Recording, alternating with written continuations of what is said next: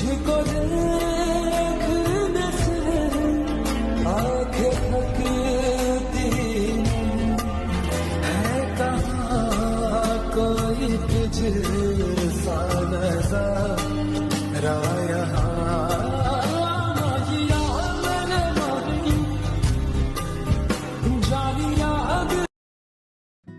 আসসালামু আলাইকুম everyone, this is Sumaiya Bithi. Welcome to my new blog.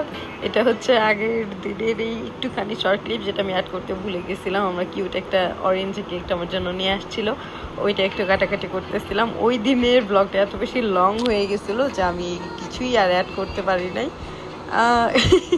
Hope so এটাই আমার বাড়িতে লাস্ট ব্লগ হবে। এখানে আমার বোন ওই দিন রাতে বাকিয়া চলে যাবে, তাই ওর সাথে একটু ডান্স করতেছিল। তারপর আমিও বাকিয়ার সাথে একটু ডান্স করতেছিলাম, একটা প্রিন্সেস ট্রুয়েল দিতেছিলাম। এভাবেই আমার ওই দিনের স্পেশাল ডেটা শেষ। এটা ছিল তারপরের দিন একটা টঙের দোকানে। বার্থডে পরের দিনে ছিল প্রীতির রেজাল্ট। প্রীতি অনেক টেনশনে ছিল, আমার বার্থডের দিন দিলে তো ও আরও বেশি মন মেজাজ খারাপ থাকতো। আচ্ছা যেটাই হোক, যেহেতু বার্থডে পরের দিন দিছে এই কারণে রেজাল্ট আসার পর আমরা মোটামুটি হ্যাপি ছিলাম। এখানে আমরা একটু চাউমিন টাউমিন খাওয়া দাওয়া করতেছিলাম। আর এখানে মিম আপু আমার বার্থডের জন্য সুন্দর একটা গিফট নিয়ে আসছিল, এটা এখন প্যাকেজিং করতেছে। আপু বলতেছে এইভাবেই দিব, আচ্ছা থাক প্যাকেজিং করে দিই। এটা আবার আমার থেকে ফেরত নিয়ে গেছে। আচ্ছা আমি র ভয়েস দিই। এটা কি আমার birthday gift? Sure? Wow, what a happy, what a happy. আমার সামনে দাঁড়া আমার হ্যাপি করে দিতেছে। এটাই আপলোড দিন। For you, Sarah. Thank you. আচ্ছা তারা কি আনছে দেখি আপু। যেগুলো আচ্ছা, কি নিবা? পারফিউম? আমার ব্যাগ দিয়ে দাও। না ব্যাগ দিয়ে তুমি। ওই আমার সাথে যে ফুচকাটা ছিল এটা সিমিলার। ও পারফিউম, এটা তো সিমিলার। এটা স্মেলটা অনেক সুন্দর। হ্যাঁ, give it to me. আস্তে আস্তে বলে এতগুলো দিছো কেন?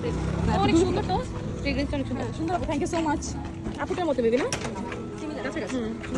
আপু খুবই সুন্দর একটা পারফিউম আমাকে গিফট করেছে। আর ওই দিন প্রীতির মন খুব খারাপ ছিল, ওর দেখে বোঝা যেতেছে কান্নাকাটি করছে আমার কিউট বনুটা। তারপর আমি একটু কান্নাকাটি করি নাই, করতে নিয়েছিলাম, পরে থেমে গেছি। তারপর আমরা চলে গিয়েছিলাম গ্রিডেলে, যেহেতু ওর মন খারাপ। এখন আমাদের দুইজনের মন খারাপ থাকলে কিছু করি আর না করি একটা রেস্টুরেন্টে গিয়ে বসে পড়ি। ইট করবি, আমি একা এরকম হয়েছে যে আমি একা একা রেস্টুরেন্টে গিয়ে বসে আছি, খাইতেছি বসে বসে। So this is called real empowerment I think. আর এটা ছাড়া যেহেতু মুড অফ, এখন মুড ভালো করার জন্য কিছু না কিছু তো করবোই। ভাবতেছিলাম যেহেতু মুড অফ, বাসায় গিয়ে তো মুড অফ করে বসেই থাকবে, এর চাইতে বেটার আমরা রেস্টুরেন্টে বসে একটু খাওয়া দাওয়া করি, মন ভালো হয়ে যাবে। আর মজার ইনসিডেন্টটা হচ্ছে প্রীতির সেই দিন এক্সাম, বা যখন এক্সাম, ও এত বেশি সিক ছিল, ও লিটারেলি হসপিটালে অ্যাডমিট করার পর ডক্টর বলছে যে না, ওকে আমরা পারমিশন দিব না এক্সামে বসার জন্য। ইনফ্যাক্ট আমার প্যারেন্টসও ওকে এক্সামে বসতে দিবে না। সামহাও জোর জবরদস্তি করে ওর এক্সামে বসাইছি, গাড়ি দিয়ে জাস্ট যাওয়া আসা করছে, কোনো রকম শুয়ে শুয়ে এক্সাম দিছে আর কি।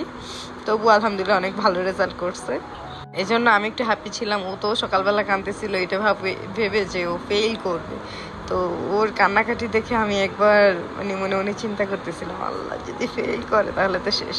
যদি আব্বু আম্মু আলহামদুলিল্লাহ অনেক বেশি সাপোর্টিভ ছিল যে তুমি যদি ফেলও করো ইট ডাজন্ট ম্যাটার, এটা কোনো কিছুই হ্যাম্পার হবে না, কিচ্ছু হবে না।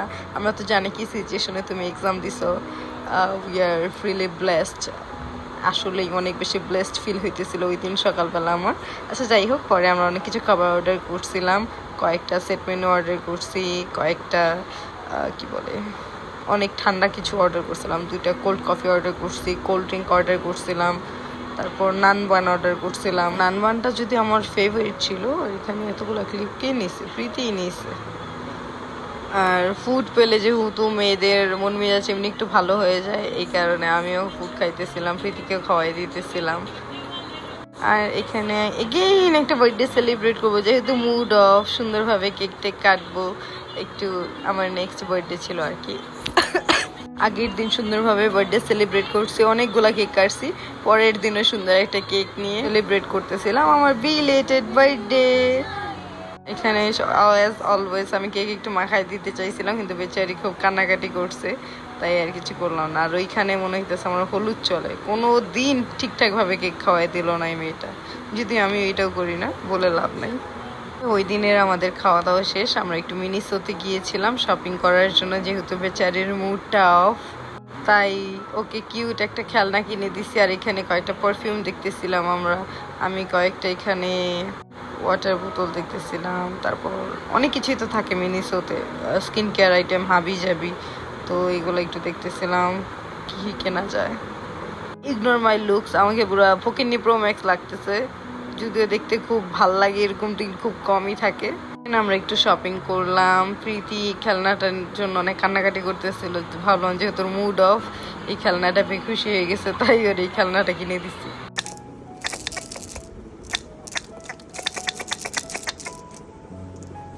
New another gift.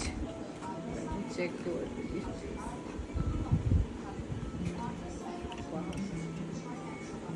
Beautiful horse mirror.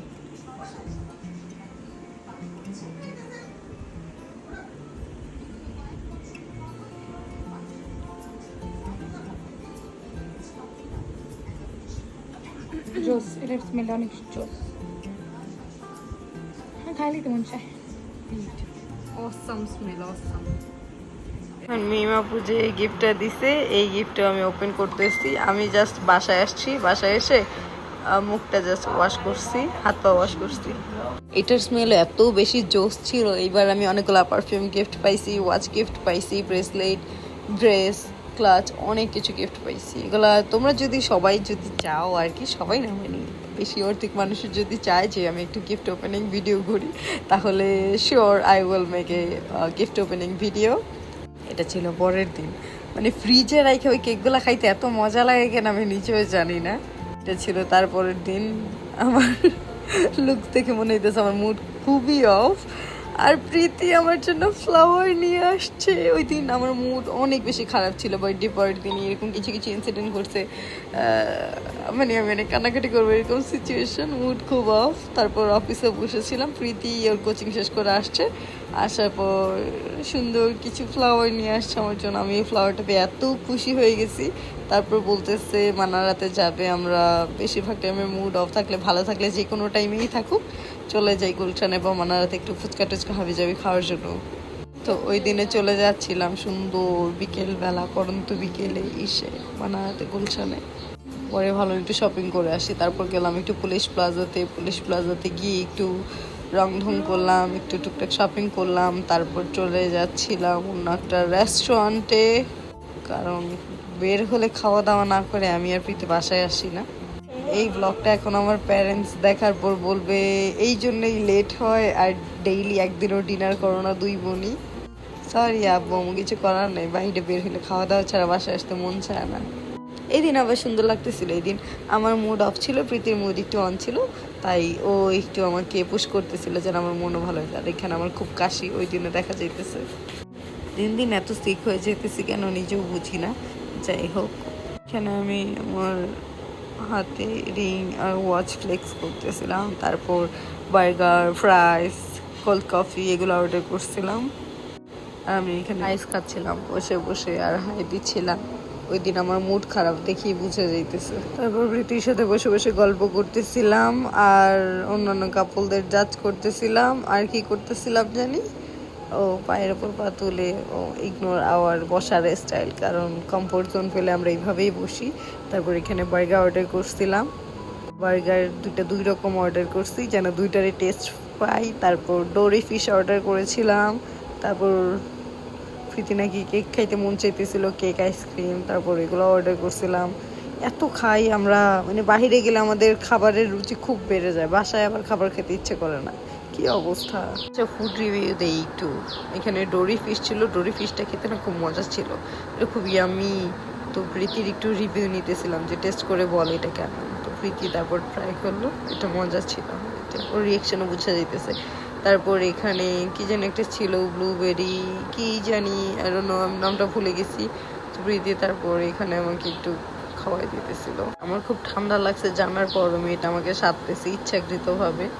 আচ্ছা যাই হোক, বাট এটাও দিতে চাইতেছিল না, কি খারাপ আমার বোনটা, এমনি আমার ভালো আছে, তাই আমি ওর একটা কামড় দিয়ে দিতে নিয়েছিলাম। তুই দিবি না কেন? যাই হোক, পরে আবারও এটা নিজেই খাইতেছিল, যদিও আমার ব্লুবেরি কিছু আবার এত বেশি ভাল লাগে না। আমি র ফুড খাইতে বেশি পছন্দ করি, সিরাপ বা আর্টিফিশিয়াল কিছু খাওয়ার চাইতে। এখন আমার ফোনটা ফেলে দিতে নিছিল, আর এখানেও আমার মুখে আইসক্রিম লাগাই দিছে। এগুলো পরে ক্লিন করে Okay, the red one is for your love. The yellow but I don't have any love. I love you. Okay, I love you The too. yellow one is for your happiness, and the pink one is for your beauty. Thank you. It's really cute. Thank you so much. Today was my mood a little bit upset. I was really It নষ্ট upset. হয়ে গেছে। সুন্দর And ছিল যখন দিছি। she has gifted me the 5 or 6 flowers. How cute. ওর ওই দিন খাওয়া দাওয়া শেষে আমরা এইখানে একটা উবার বুক করে বাসায় চলে আসি। আর এখানে প্রীতি নাচতেছিল, হুদাই নাচতেছে, ঘুরতেছে, আর রোডে লিটারলি সবাই তাকাই ছিল। আচ্ছা যাই হোক, পরে আমরা এখানে একটু টেনশনে ছিলাম, কারণ উবারই একা দুই মানুষ। বাট ইটস ফাইন, যেহেতু কাছাকাছি লোকেশন ছিল, খুব বেশি একটা দূরে ছিল না। আর ওই টাইমে একদম গাড়ি টাড়িও পাওয়া যাইতেছিল না, লাইক পাবলিক ট্রান্সপোর্ট খুব একটা ভালো কিছু ছিল না এটা।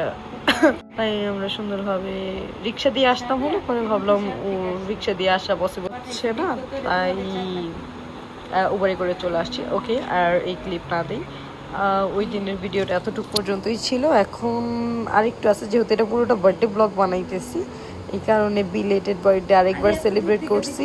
অ্যাডই করে দিই, আর 5 মিনিট লাগবে। গো, এটা হচ্ছে আমার বিলেটেড বার্থডে লাস্টের দিন। ওই দিন আমি এত সিক, আমি উঠতে পারতেছি না লিটারালি। পরে রিক্সায় করে জ্যাম ঢেলে চাপাচাপি করে লিটারালি যাইতেছি। 2 ঘন্টা না 3 ঘন্টা জানি বসেছিলাম ওই দিন রোডে। ওই দিন খুব স্পেশাল একটা ডে ছিল। স্পেশাল ডে বলতে যারা যারা আমাকে অনেক আগে থেকে ফলো করো, ওরা, তানভীর আমার একটা ফ্রেন্ড, অনেক ভালো ফ্রেন্ড, ওর সাথে একটা ব্লগ দেখছিলাম, ওর বার্থডে সেলিব্রেট করছিলাম। ওর সাথে দেখা করার জন্য ও আসলে অ্যাকচুয়ালি আমাকে সারপ্রাইজ দিতে চাচ্ছিল। সারপ্রাইজ আমি হয়েছি, বাট আমি জানতাম ও আমার বার্থডে টাইমে ফ্লাই করে বাংলাদেশে আসছিল। বেচারা অনেক মাস ধরে ট্রাই করতেছিল বিডিতে ব্যাক করার, আসার, কিন্তু পারতেছিল না।